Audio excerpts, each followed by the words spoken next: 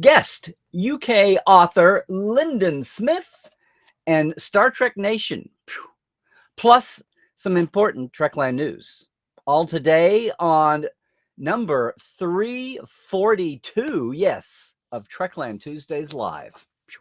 With me, Dr. Trek Larry Nemecek, coming to you here from the heart of Trekland through Portal 47 and Trekland Treks, looking to bring you some sanity, clarity, and a bigger picture in all things Star Trek.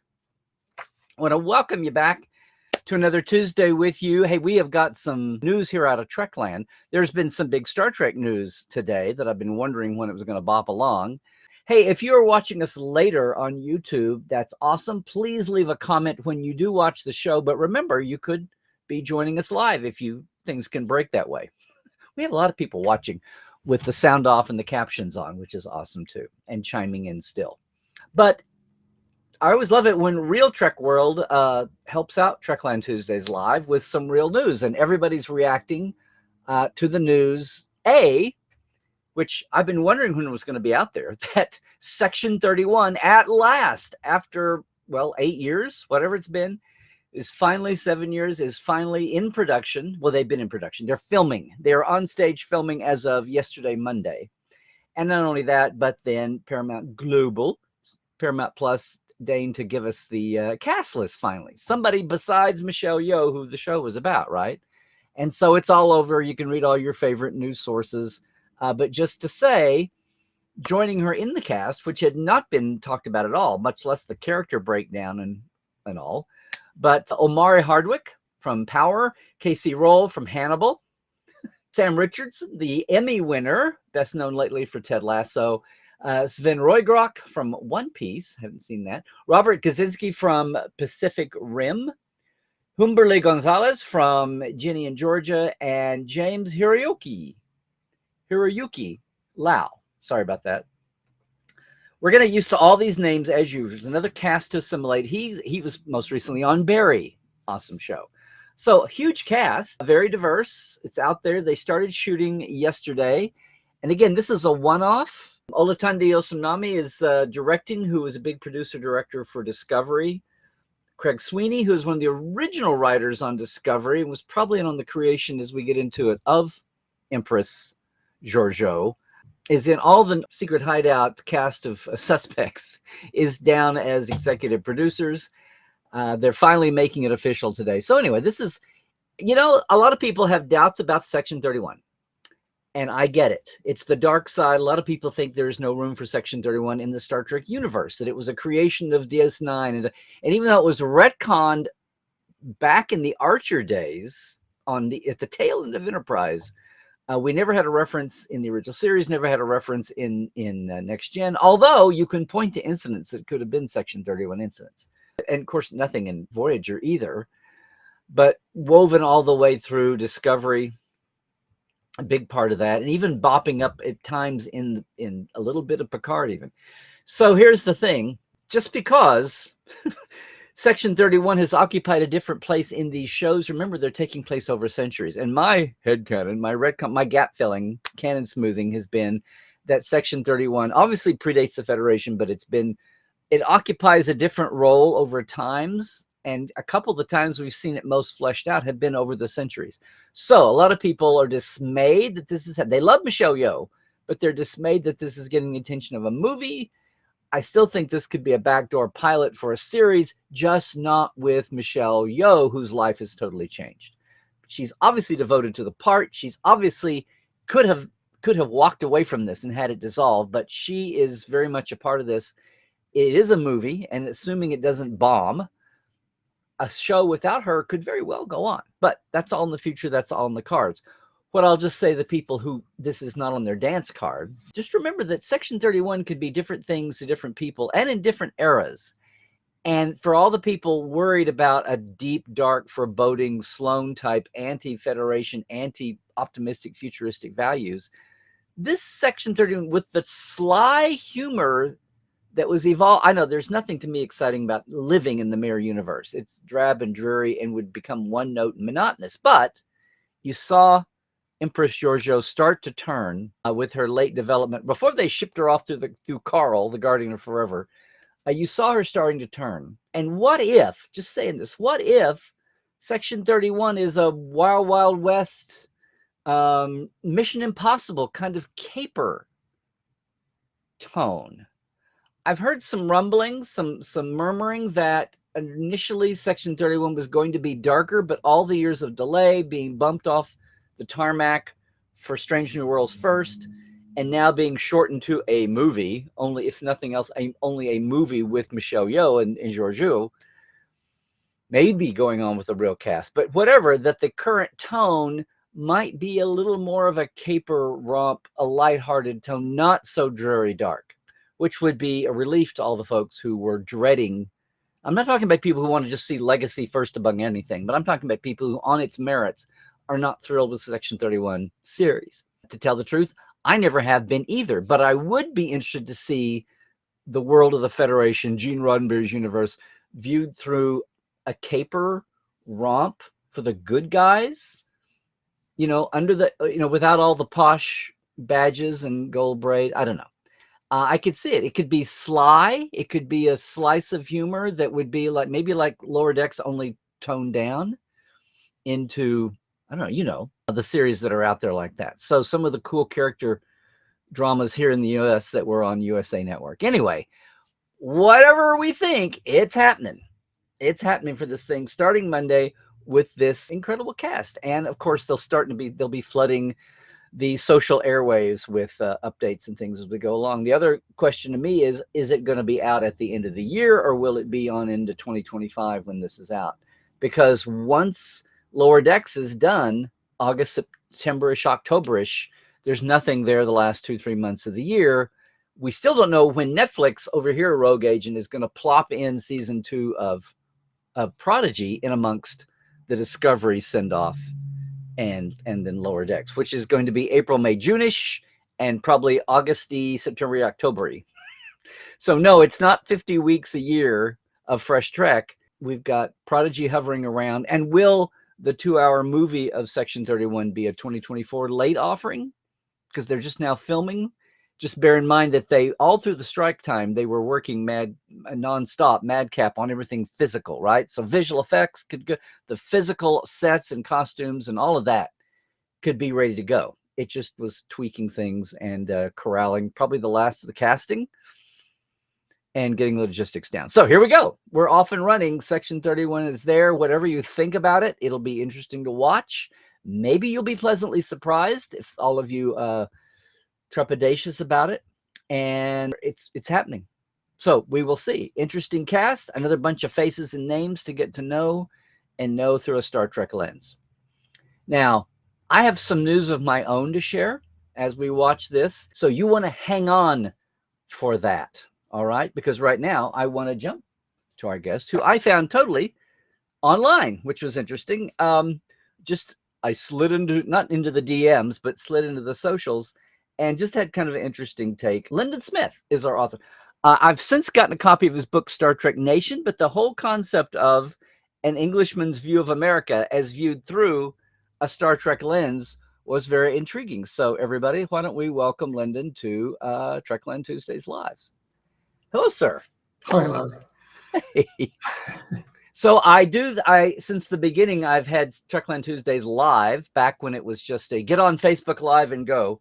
I've done this at this hour of the day so we could have folks from most everything I do at Trekland, especially Portal 47. I try to look for the global audience, and primarily with Trek, that includes the Brits and Europeans and as a focus. Although we've had South Americans, got folks from Australia in, from the outback even. A couple from time to time from Africa, and then across the continent, Germans and Austrians. So we've got a good audience here. So Lyndon, why don't you're in Somerset, I believe. Yes. And your fandom, you have the fandom cred to go back, but this is a self-published book. Why don't you tell us, like, what was the, where you're coming from and what was the inclination? What motivated you doing this? Yeah, sure. So, such a, thanks so much for inviting me on the show, by the way. Yeah. Star Trek Continues will always be something I always think about, and it's such a great show. Okay. Such a great show. But now where this came from was because I'm into engineering. I've always been into engineering. My father was into it and brother's into engineering. And I was always fascinated by technological progress, really. And I think America's like that as well, because especially Star Trek, I always thought, because watching it from when I was a kid, it sounds like latest technology, all these fantastic gadgets they have. And so I wrote a book about engineering a few years ago about what progress has been made. It's called Why You Can't Get a Rocket to Mars, actually. And a lot of that was about Star Trek, because I was thinking, why haven't some of these gadgets, well, some of them have occurred, of course, but why haven't more of them occurred? And that got me thinking about Star Trek in terms of, I've always also been fascinated by how the Yanks and the Brits view each other. Having lived over there for a while and visited, I don't know how many times. It's just totally fascinating for me. And so this is where this book came from, the genesis of that, of viewing America through the lens, you say, through the lens of Star Trek. So, and because I think many things about what Gene Roddenberry said, and where he was coming from, is true of America as a nation. The optimism, the interest in technology, the cutting edge of it, and all the rest of it. Mm-hmm. And so hopefully, it's meant to be a comedy, by the way. I hope we get a few laughs out of it. Well, it was very personal. And again, I haven't got all the way through. I probably had a third of it, but there's a lot of like personal essay, and you do go off on tangents at times. Oh, yeah. And again, this is a self-published book. A lot of your own original artwork is in here. You prepped me the book that and as a self-published author, I appreciate you sending me a hard copy. Okay. There's a PDF, or I don't know if you're how you're selling it, but you can tell us that. But I know the PDF had everything in color, and it's black and white in here. Again, you kind of like go back and you're looking at American and British, I don't want to say history because that'll make it sound dry, but kind of a personal slant, or not a personal slant, that sounds political, but a viewpoint. Yeah. Before you get to the Trek. But again, I'm that was kind of a broad background, but was there anything in particular sparked you about I've got to put this down on paper and come up with this idea and develop it? Well, it's probably just when I was in the States, getting so much stick off the guys in the lab. I was working for all the British idiosyncrasies or whatever else. So, and the language usage is so fascinating. The Brits are a bit obsessed with the English language usage. You know that, don't you? Well, their name's on it, so I understand that. Yeah, but I mean, it's certainly fascinating how certain words in American usage are kind of, people think they've changed it, but they're actually using the old words, like pocketbook for wallet, and certainly a lot of other stuff. It's actually old English words, so they've actually more conservative in the usage than we are. So it's quite fascinating. But yeah, it's mostly about how the two countries view each other, and I'm thinking about lots of things local to me as well. Like for example, Cabot. I don't know if you're familiar with Cabot, but he came across from Bristol actually in 1776, I think. No, it's not 70. What am I talking about? Oh, Cabot, Henry Cabot. Yeah. Is it pronounced Cabot? Yeah. Oh, yeah. I never knew that. Just he came from Bristol. Was it 1497? I got it in the book. I'm trying to remember. And he discovered the North American continent. And everybody thinks Columbus discovered America, but Columbus went to the West Indies, and he went to a bit later to South America, Central America. But the first guy to get to North American continent was Cabot, and that's fascinating. They built a replica of his ship in Bristol docks, the Matthew, using the original techniques.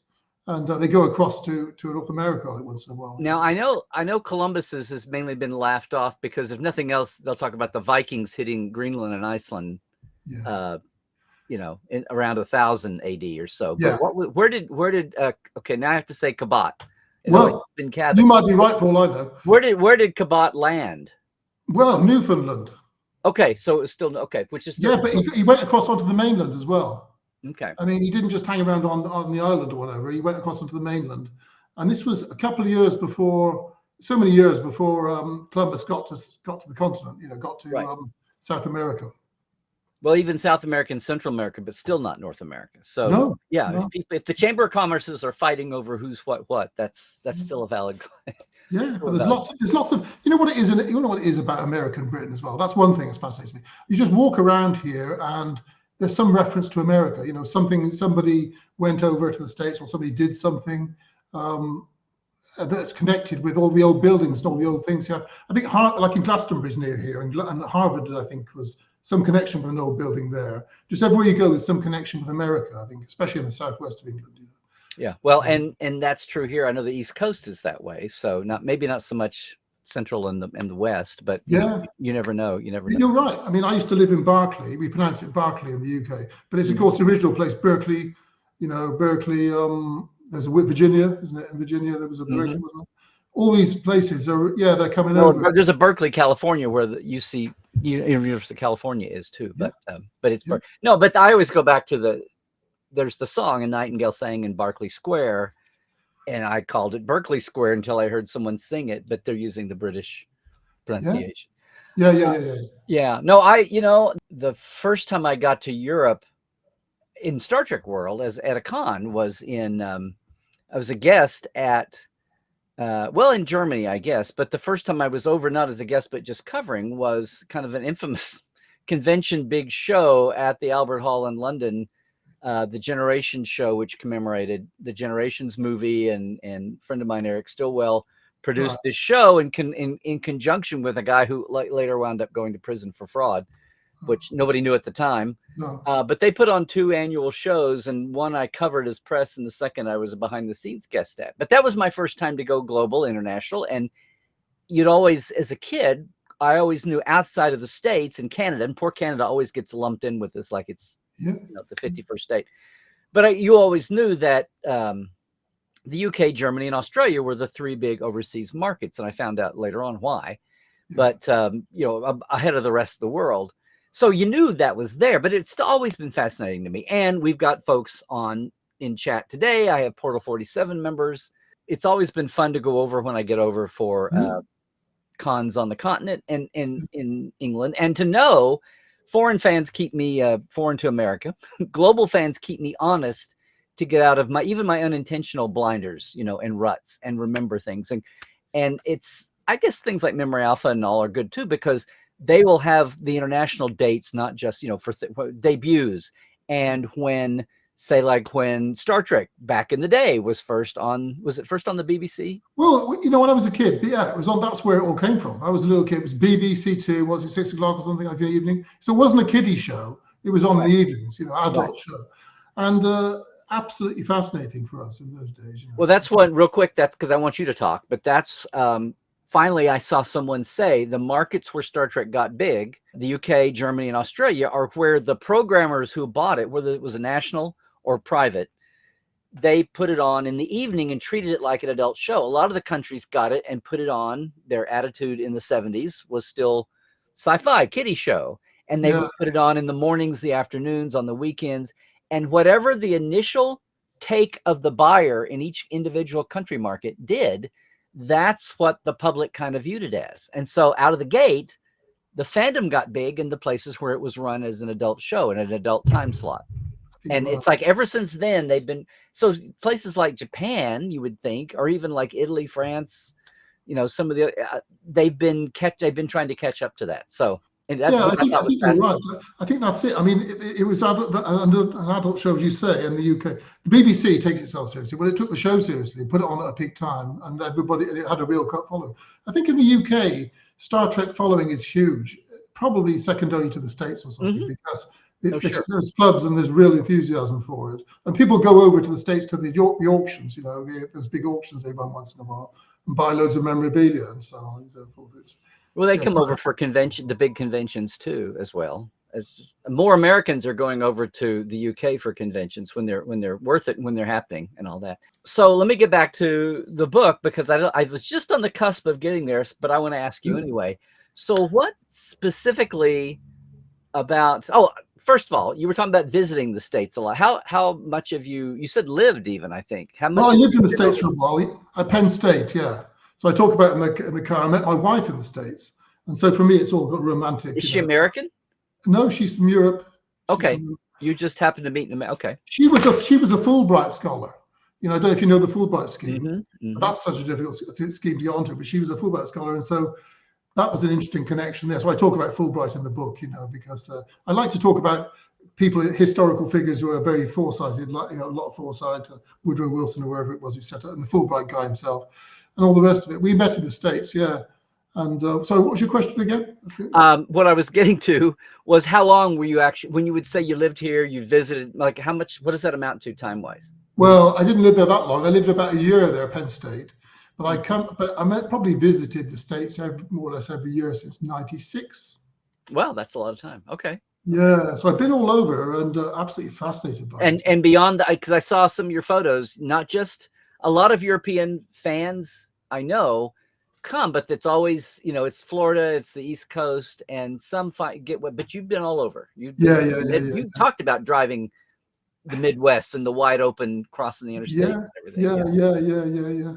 I mean, we did 1,000 miles in a day through Richmond, Virginia, from Hawks Nest all the way through New Washington and ended up back to Penn State. But yeah, all over the place. The South is fascinating for me. And across the West and everything. Well, so, okay, so not just a tourist's East Coast view of America. So what is it about, what the nitty gritty here to me is, what about Star Trek colored your perceptions of America, either before or after, or, coming and going? Well, I think America's a very optimistic country with a lot of faith in the future, in technology and what we can do. And I think that was a major part of Gene Roddenberry's vision. And it's part of the culture, a positive view of the future. I mean, there's so much dystopian stuff around about science fiction futures. Then and now.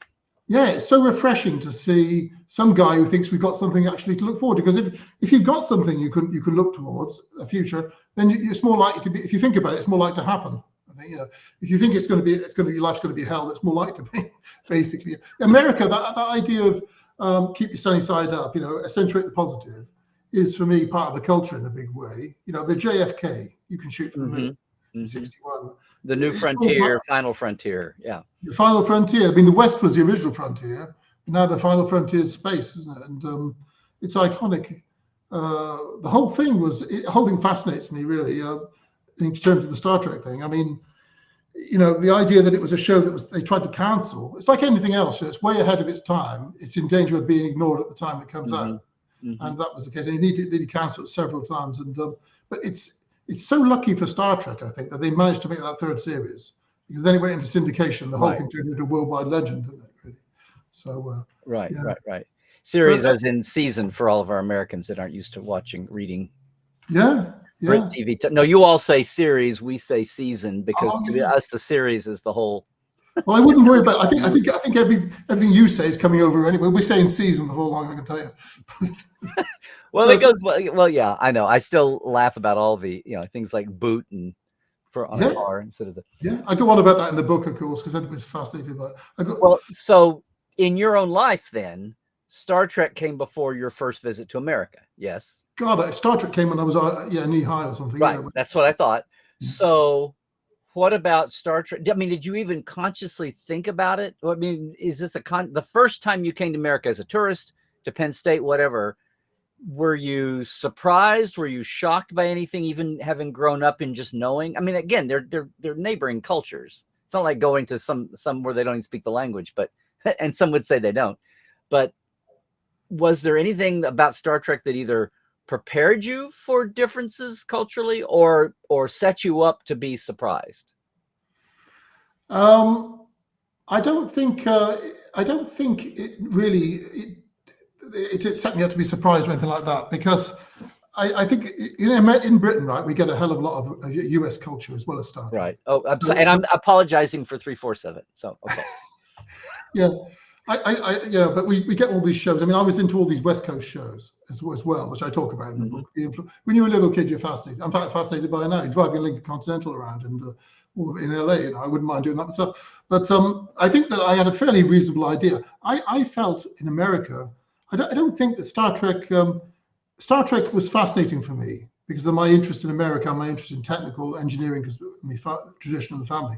And I think that it just confirmed, along with all the other shows we were watching, what's going on stateside, really. And I wasn't disappointed or shocked at all. But what happened there in the States was that, I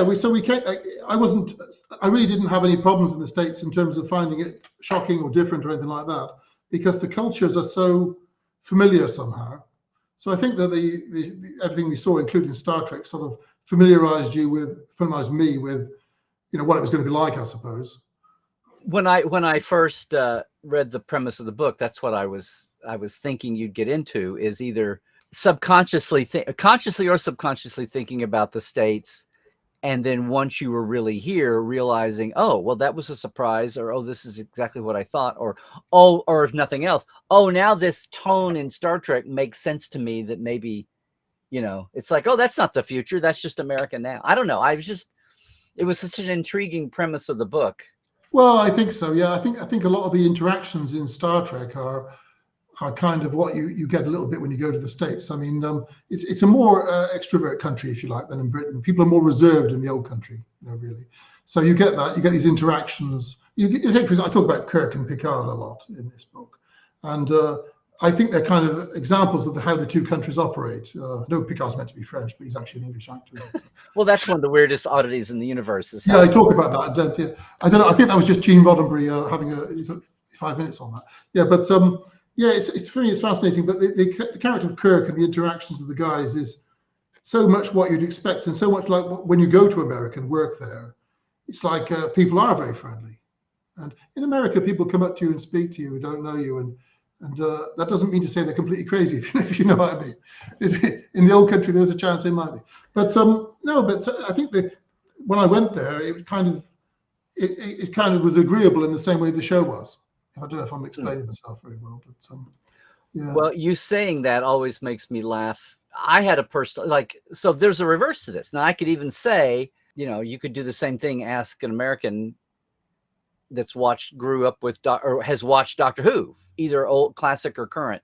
And how does that color your view of the UK in a way, But the thing that I think was funny to me, what was like kind of blew my brain, was when I was a teenager, they started, part of the first British invasion on TV here was when they brought Monty Python over. Yeah. And it was just, again, it was right about the same time that Saturday Night Live was new, and also Second City TV from Canada. But our local station that was NBC, that had Saturday Night Live, blocked it up to where they did the Saturday Night, and they jumped it where the PBS station had Python, and then we had NBC had Saturday Night Live, and then the same station bought Second City TV, with John Candy and Eugene, Andrea Martin and all that bunch, Catherine O'Hara. But they were on right after. So it was just an amazing block of all different kind of cutting edge, like that. But the thing that got me about Python, aside from just blowing my little brain and the absurdism, was I remember at one point listening to them all talk with different accents. And then I started realizing that they were making, the English class system and making fun of that. Yeah. And, portraying it and then turning it on its ear for all the, the absurdity, the satire. But which all made total sense to an Englishman or a Scotsman or whatever. But as an American watching that, I was just like, I remember the first thing that hit me was, oh, there's more than one British accent. There's slightly more than one. Because I thought, well, we're a big country and we have accents. So when I hear you talking about drawing these conclusions about Americans, I know how diverse within I know how diverse like Manhattan Island is. Like, they draw the neighborhoods all over Manhattan, and of course you're going to have a lot of accents and cultures crammed into just, that little square area there, that little. Yeah. But as a Brit coming over here to the States, you were talking about how open America. I would say that there's a lot more openness, say like in the South or in rural areas, than there are. So like in urban New York, people just trying to get up and down the street. Yeah, I don't know. That open, people used to say how friendly the South is. Well, there's a lot of, if you're in the old days, and sometimes still today, it's like, well, maybe not everybody is as friendly and open as everybody else is. Or, people who grew up in a small town will say, yeah, everybody is smiling because everybody knows your business. So anyway, I'm just saying that there's a diversity the breadth of America. Yeah. Yeah. You're watching Monty Python, right? You must be doing well because, that's such a crazy show anyway, let alone forget about the class system stuff. It's crazy. Oh yeah. Just this absolute absurdism. Yeah. Crazy show. Yeah. But I don't know about New York. Yeah. Because I was there recently. I could be arguing in my spare time. Yeah. Oh yeah. But I don't know. Yeah. These troubles, you say something and immediately there's things that are different from it, aren't there? You can't really generalize about cultures and people, I suppose. That's a danger that I go into in the book. But I do say that it's crazy to try and generalize. But certain things strike you, like the thing about coffee and tea, I go on about that, And Well, talk about that for a second. well, that's such a big deal. You know, tea is such a big deal in the old country, right? I mean, it has to be. You have to scald the tea, right? So when you put the tea bag's an American invention, by the way. When you put the tea bag in the cup, you've got to pour on the boiling water, right? You've got to get boiling water. If you bring the tea bag with the cup from the kitchen, if the waiter does that, and then pours on, and then you pour on that. Well, this doesn't do. Okay, so it's not hot enough. You know, it's not. This is a major problem. You know, sort of. Tea has to be taken seriously. You know, there's no way. But if you go into, you won't believe how big tea is here. This is big. You know, I know how big. You have tea time, so start there. So yeah, yes. yeah, but you know, it's like Darjeeling, Earl Grey, English breakfast tea. Well, I went once to Aspen, right, which I love your town. Oh, I think I read the story, but go ahead. Yeah. Oh yeah, I went to Aspen, and this guy behind the bar, he's quite a travelled bloke actually. He's an American guy. I mean, he was talking about Robert Wagner and Hunter Thompson and people as well. But I went down to this breakfast thinking I was gonna, I didn't know what I was gonna get, and there we are, Twining's English breakfast tea from London. So I was in my little heaven with the tea, on the tea situation, and brilliant, yeah. No, but honestly, yeah, it's fascinating. Well, and talking about but Americans do that, but you were talking about coffee to America is what tea is to you. Well, yeah, and to be honest with you, Larry, coffee is getting more and more popular over here, you know. Well, tea's got a lot more popular over here too. In fact, that first trip I made to, I mean, I was just, the thing I hate is when tourists go to another country, another culture, and then they insist on just doing exactly what they would do at home. Now, maybe they do it in a moment, but they go somewhere to see it, and then they're annoyed because they can't live exactly like they would do it, like eat the same food, whatever. Yeah. But I was always amused when, just because I don't drink hot drinks, period. So hot tea was not a thing I would do. And I was just trying to I thought, oh, I'll just make some iced tea, which not only I realized already from the plane in the 90s was already a thing that anybody else's airlines, not American Airlines, it blew them out of the water. Yeah. You know, you had to beg for more than 1 cube of ice or something. But to do that at the Albert Hall's cafeterias, I'll never forget when I thought this through and I said, okay, you can't just order iced tea, but like bring me a cup of tea and then bring me tea in the pot, I guess. And then can I have 2 water glasses? And can I have ice in one of them? And I knew not to make this a 1-step. I knew to make it a 2-step process because the tea would be really strong. And so after one time and realizing I messed up, the next time I said, can I have a second glass that's empty and a glass of ice? And it was like I had to rob the Bank of England to get 4 ice cubes. Yeah, yeah. But the point was, I took the hot tea that I didn't want to wait for it to cool off, poured the hot tea over the ice, which was like a primary chiller. I feel like I'm in a warp engine. It was a primary chiller, and then I took that and poured that over some more ice and water and thinned it down a little bit. It was like a 2-stage chill because 1 stage would just melt the ice. Anyway, but I did this, and the waiter stood there and just watched me like I was into a new layer of the pyramids or something. It was so funny. And I wasn't trying to make a big deal. I was experimenting, but it totally now that's changed. I know that's like big time. I realized when you could get ice in any European country and it wasn't a mini revolution. People I know ice is big. I know ice is big in the States, but you know, like well, it's hot in half of the South. It's hot. You can't just. You were talking about warm beer, and I was thinking in your book, which is cute. But I was thinking, well, Americans didn't drink warm room temperature beer because it would be hot. It's like they want something cold because it's so damn hot. Relative. It's all relative, Larry. Right? Yeah. I had a friend in Georgia, right? I went to see him. She gave me a beer, right? But she had the glass in a freezer, right? Which, okay, now that's not too bad. But the glass had liquid you know what I mean? It had the coolant in it. It froze, if you know what I mean. There was liquid froze inside the glass. So the whole thing was served at about, 0 degrees Celsius, right? 32 Fahrenheit, whatever. And I had toothache for several days after that. You know, my feelings were destroyed by that. You know, so, but the thing is, you know, it's at Picard, right? He says, I'll have Earl Grey hot. Mm-hmm. Can you imagine having Earl Grey cold? I mean, I don't know much about iced tea, but you know, what's going on there? But no, I had never thought of that, except that not Earl Grey room, not kind of hot. I mean, he doesn't say very, very, very hot, but I guess that's. No, But the fact is that someone told me once, I was walking around in Penn State in a supermarket, and someone trying to find the tea, of course, and someone told me that that Picard thing made it so big in the States. Tea took off after Picard started drinking Earl Grey, and so on. Hot tea, I mean. You're in LA or on the West Coast somewhere, and you drove across to Pennsylvania. To an English ear, it doesn't sound wildly different. You know what I mean? Not as much, but they laugh about Pennsylvania being Pittsburgh and Philadelphia on each end, and the middle is, what do they call it? Pennsylvania or Alabama. It's like the middle of Pennsylvania might as well be in Appalachia in the South. Yeah.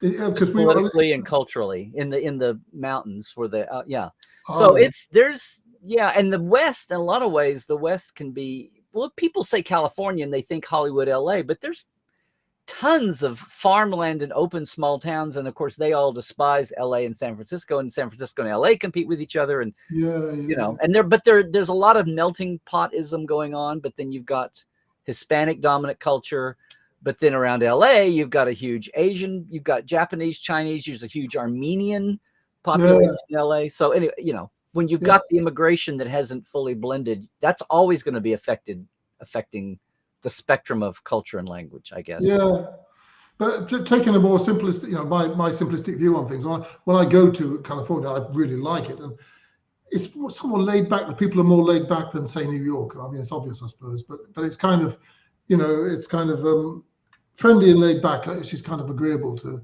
LA is so different from Britain.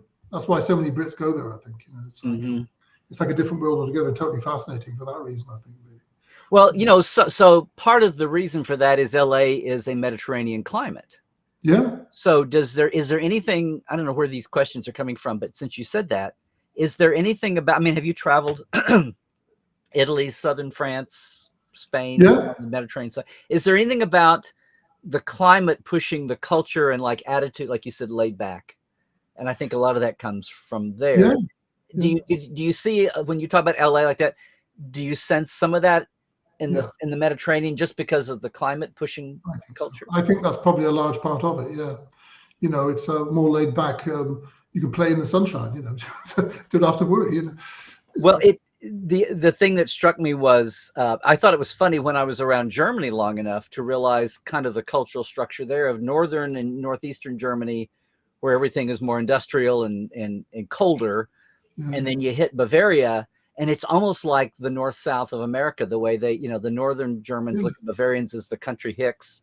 And then they all look down, even though, and we've got Germans, we've got Austrians here, but it was interesting to me how the summer or the 2 weeks I was in Vienna and realized that whatever the Germans thought about Bavarians culturally, everybody kind of looked down on the Austrians for mangling German language. And, it was just fascinating to me to look at the spectrum and the strata of things, but to know that that's, like we're not alone. That's the same, but Southern, but then to think about climate, Southerners get kidded for talk and slow, but when it's hot and humid like that, and before air conditioning, you weren't in a hurry to do anything. You just sweat more because of the humidity, much less the heat, anyway, it's, it's fascinating. All those the German thing's fascinating because Bavaria, I've been to there, and I know what you mean. It's quite laid back.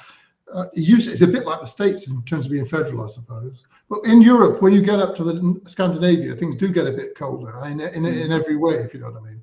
It's like, so there is something in what you're saying, I think. Is there something else we haven't mentioned from the book? Because I want to say, how can people get a copy if they want to, because it's very personal. I'm just going to say that because you have some of your travels and some of your, and you do get off on a tangent here and there, but it's all interesting. But you say, but let's get back to Star Trek. Yeah, which is like any good conversation. Well, I'm off on a tangent. I'll admit that a lot of the time, but I'm hoping the tangents will be amusing for people from time to time. And so you talk about Sherlock Holmes. Yeah, go on about Holmes. Fascinating with Holmes because what the book's about really is Anglo-Americanism, really. And really Holmes could consider to be an Anglo-American character because I don't know if you're much into Poe's Dupin, Edgar Allan Poe and his Dupin character. But he had this detective who had a person with him who was not as bright as a detective, and in many ways, Sherlock Holmes and Dr. Watson were forerunners of that, So and then Arthur Conan Doyle even acknowledges that, that acknowledges the debt he owed to Poe. So in many ways, even what is something which is archetypal British or English or London, in fact, like Sherlock Holmes, everybody thinks of Sherlock Holmes as a typical Englishman. In many ways, owes his existence to America, just like it shows how America and Britain are more intertwined on it in every kind of way, I think, and so, that way. And so I was, because I mean, Arthur Conan Doyle, who created Sherlock Holmes, was himself a big, sort of heavily interested in America. And many of the books and stories are actually set in America largely, including the first one he wrote, where you first see Sherlock Holmes. Oh, okay. I did not know that. There we go. Heaven forbid, I learned something today. Yeah. Of course, that chimed in for me with all that data stuff, with his fixation with Holmes, and you read the entire canon, and he goes around in the next generation, doesn't he? Masquerading as Holmes and so on, which is quite amusing. For me, that was really great. Discovering it and adopting the mindset. Oh, well, the book is available on Amazon in the States at Amazon.com. I got it on as a hard copy. I got it on as Kindle. And thanks for your interest. Yeah, paperback. I got carried away, as you say, with the drawings. I kind of found that therapeutic, I think. And there's nothing wrong with art therapy at all, especially these days. Therapy of any kind these days. Well, listen, Lyndon, is there something else in the book? You don't want to obviously get the book away, but is there anything else that would be a good tease for people? Well, there's quite a lot about Vegas because I like Las Vegas. And I go there a lot. Okay. A lot of Star Trek fans now know a lot about Vegas. I went to the Vegas experience in the Hilton there, right? And luckily before they shut it down.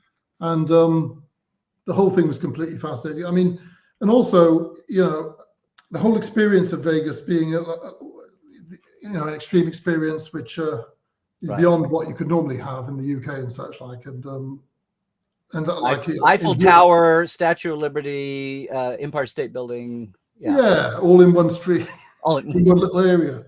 So Vegas is a town, I talk about it quite a bit as being like a model for America, or a model for what America could be if it was more extreme, or if it wasn't, in certain ways.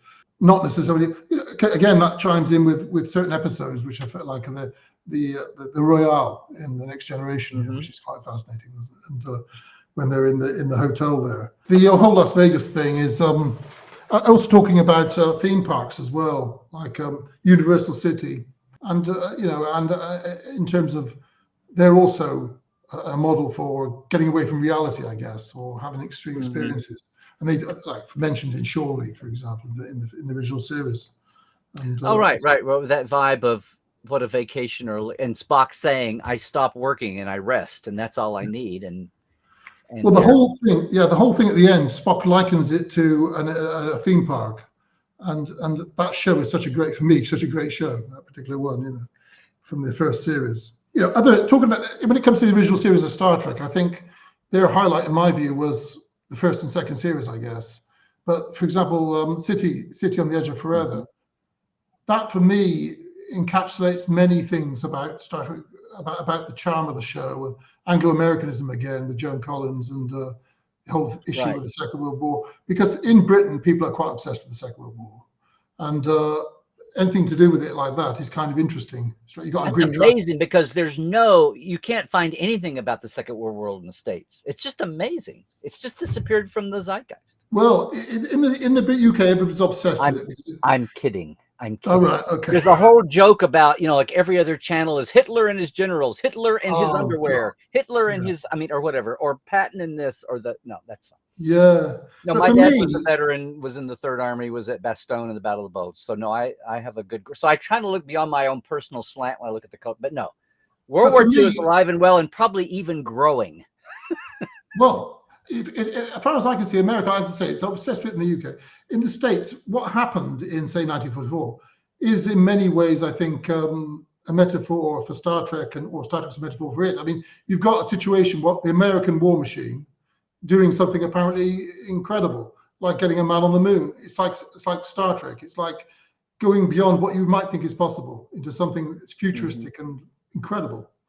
So that's part of the fascination with it. Over here, when in the Second World War, overcame 70,000-80,000 American soldiers, So that also had a big influence on the culture, I think. Right.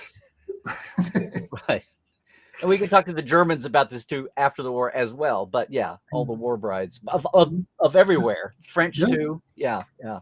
Yeah, but what happened, I think, also is because obviously English-speaking countries were, right. After that war, for that reasons of America, particularly with Anglo-Saxon culture, sort of dominated world culture as well, I think. And that is something, especially popular culture. Actually, I think that's kind of interesting. My father was very keen on Glenn Miller, right, and so on, and all that stuff. And it's been gone on since then, I suppose. Big exploitation of exporting popular culture very successfully to the world, really. Linda, listen. If there's let me get one parting thing in here. If there's anything we haven't talked about that people would love about the book, what would it be? I think it might be. What I tried to, I was always interested in engineering, as I was talking about, and there's so many gadgets and things in Trek, as you know, and I tried to go through. And in the other book, I talk about going faster than light and the cloaking device. Okay, so that's in the first book. But other than, I talk through about all these things, and I'm talking about how likely they are to actually occur in our lifetimes. And I kind of think that's interesting because a lot, as I say, a lot of stuff has come through from Star Trek, but a lot hasn't, and I kind of think people might be interested in all these gadgets and technologies and what chance there is possibly of them actually being realized. Really, I just hope if anybody reads it, thanks for the interest in it, and I hope you guys enjoy it as much as I enjoyed writing it, because I really did. I'll say it's as I got into it, it felt more like I don't want to say a personal essay, because then that sounds snooty, but I mean it was just kind of a personal travelogue, and you just kind of roll these ideas out, and sometimes you take a turn, but that was all cool. You always come back. But I did enjoy it, and I feel like I love having our global fandom here, like just in my community, much less in Star Trek anyway, because it's so great to it just gets you out of your own ruts again and keeps you honest. And it's great to realize how much we still have in common, even as the differences pop up and makes us all unique. I mean, that's the core of Star Trek, right? It's celebrating we are alike enough to be together, but different enough to not be stale and not to just be a monochrome, not just. I think that Roddenberry said that's the thing we got to worry about, just turning into some sort of monoculture or monochrome. Yeah, and some of the reactionary, just broad brushing here, but a lot of the reactionary forces in the world right now that are in fear of. Forget being, politically correct or woke or whatever. It's like they're just in fear of looking for something new. They just want to go to their small town or go back in their cave. And it's like, well, okay, but ultimately that means you're going to stagnate. That means that's what a backwater is in a pond. That's the stagnant water that doesn't get out and mix in this. I just like, what is so alien about this concept? What about this you don't get? Of course, we need to always be refreshing the bloodline if you want to get weird about it. But it's like you always should be taking in the new anyway. Yeah. But the thing is, Larry, England's a very, very conservative country, and America, I went over there. It's also very conservative, isn't it? But the small C, sort of a socially conservative, and but it is changing over time. I mean, if iced tea and Ice Cube is a barometer, it's like all things do eventually evolve and change. So yeah. Anyway, well, listen, Lyndon, thank you so much. I'll show it one more time, the book, and again, it's hard copy, but also Kindle. People can get e-versions, right? And it's just look for it on Amazon with your name, right? Yeah, it's fine. That's awesome. Exactly.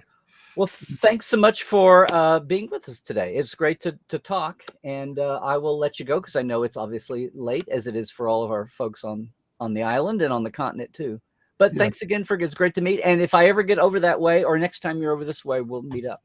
You're always welcome at our place in sunny Somerset. Okay. I'll take you to Glastonbury.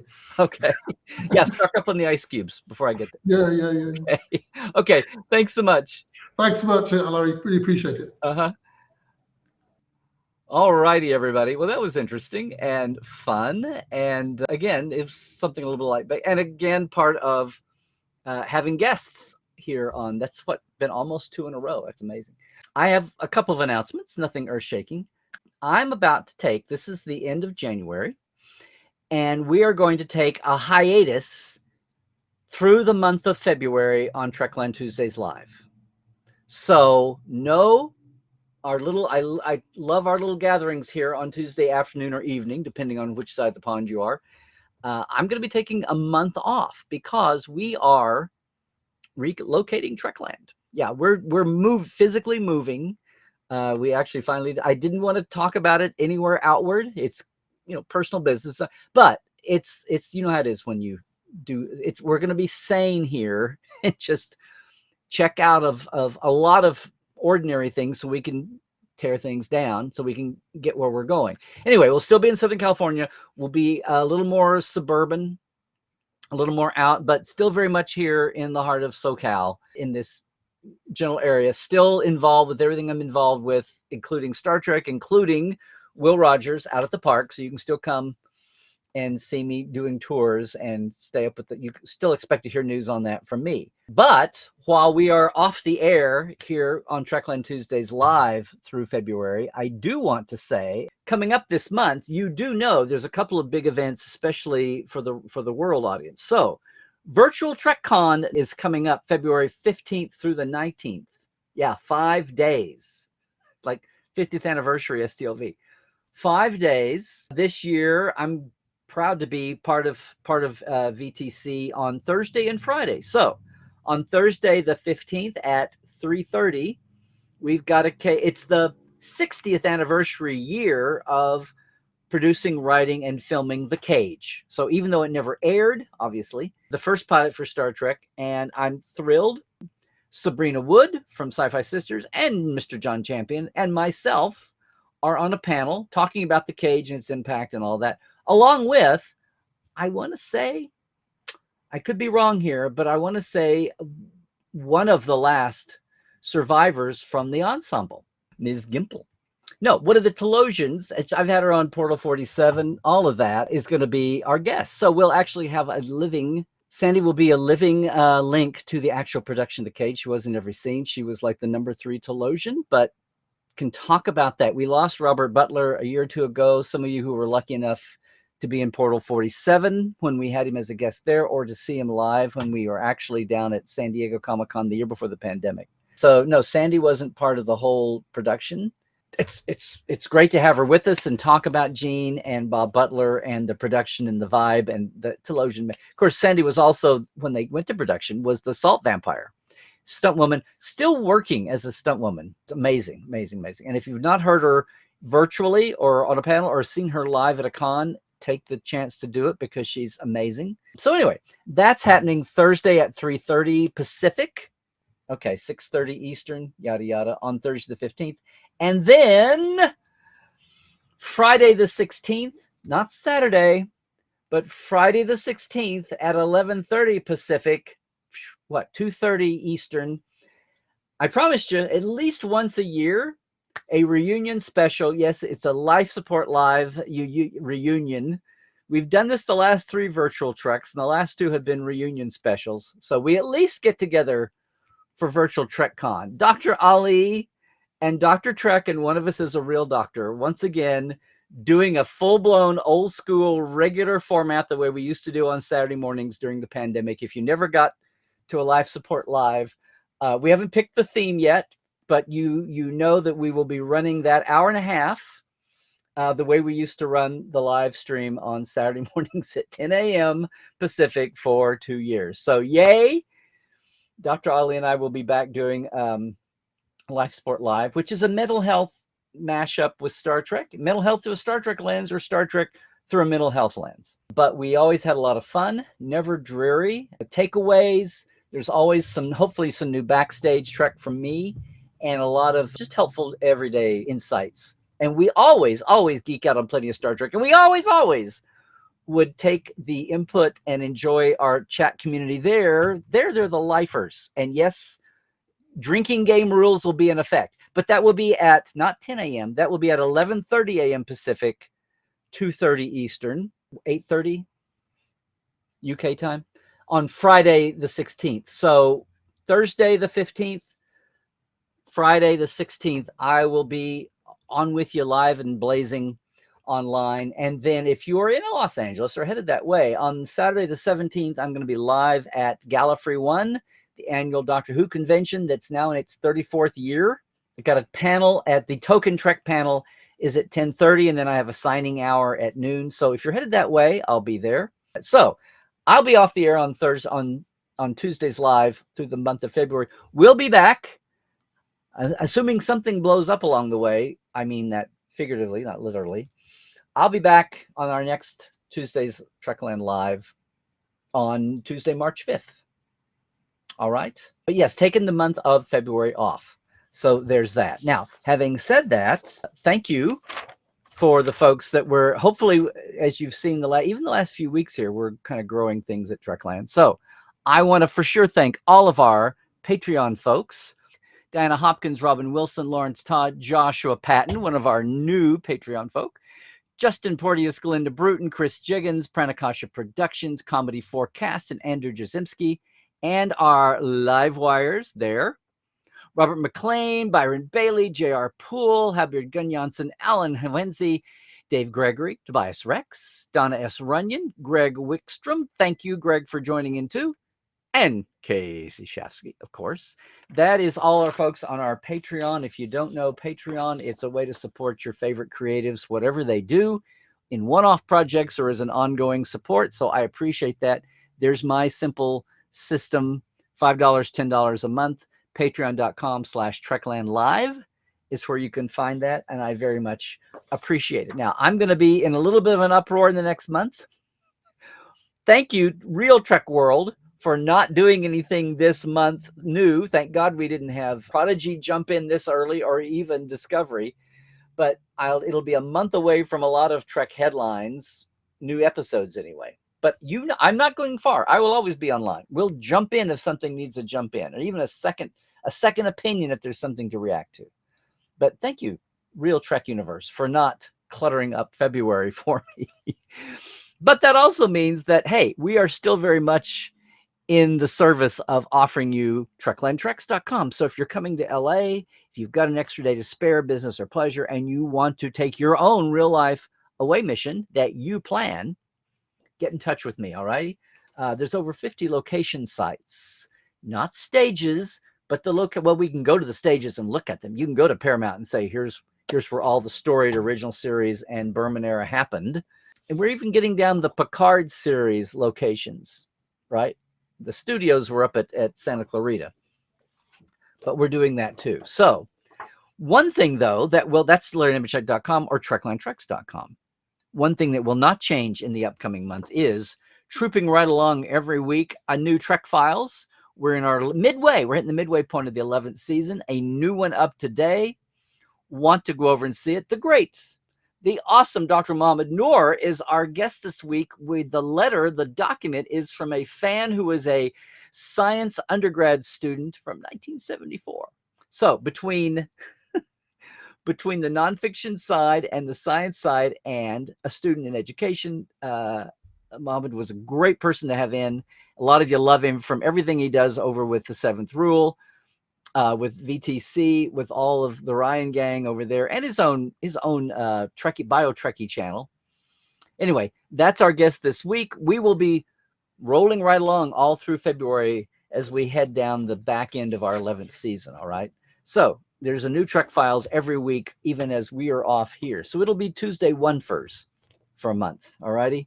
Otherwise, you know where I am. It's Larry Nemecek still on X Twitter. The other ones I've started to do a little more on Threads. We'll see how that goes. But if you're there, look around for me.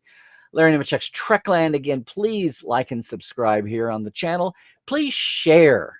Sharing is good too, but always ring the bell and click in if you would too. And of course, on Facebook and on Instagram.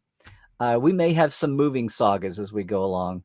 Portal47.net, you've heard me talk about it. It's your mini-con all year long. So Portal 47 will proceed for all the Portales. We will have Trek Files all through the month of February. And I will see you all at Virtual TrekCon for the Thursday and the Friday. And if you're at Gallifrey, I'll see you on Saturday. All right.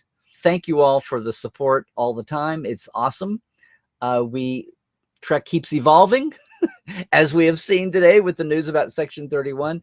What's going to happen in this year? We're all still waiting to see where Prodigy lands over on Netflix, what time of year that is. The convention season is going to be unwinding. We'll see what happens with that. You can still check out our TeePublic store if you want your own Trekwell glass or your own hashtag whatever. It's all there. They have sales at least twice a month, so just be paying out for that, be looking for that, paying attention.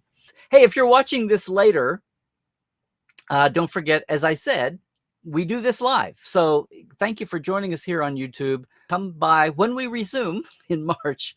Try to make it here live on a Tuesday, would you? Again, stay healthy, do all the things, stay woke, check your sources, okay? And yeah, Trekwell, everybody.